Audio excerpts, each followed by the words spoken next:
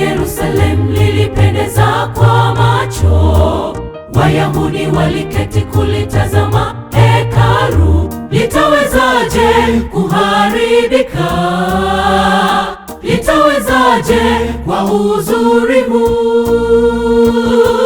Yesu akatazama kwa machozi akalia, Yerusalemu, umenikata, umewaua manabii wangu.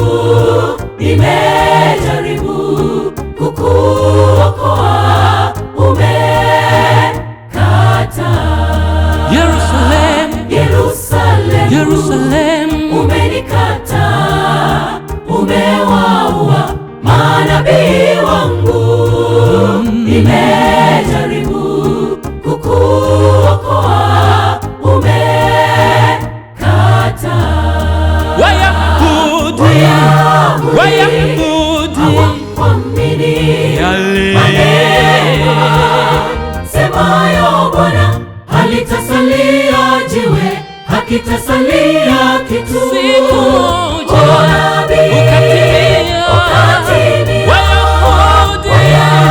Wayahudi hawakuamini maneno semayo Bwana, halitasalia jiwe, hakitasalia kitu. siku moja Unabii ukatimia.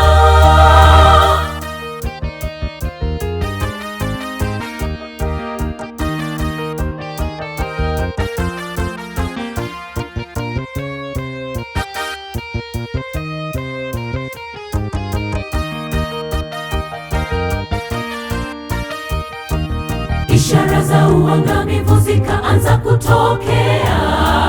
Rehema ikatolewa kwa wale walioamini, lakini wengi hawakutoka. Yerusalemu ikaangamizwa. Ndivyo dunia yetu itakavyoangamizwa. Ishara sasa tunaziona, twaona ndoa za jinsia moja, vita, magonjwa yasiyokoma, muda waisha. Ishara sasa tunaziona, twaona ndoa za jinsia moja, vita, magonjwa yasiyokoma, muda waisha. Wengine leo hawaamini maneno semayo Bwana, dunia itangamizwa, itangamizwa kwa moto. Unabii utatimia.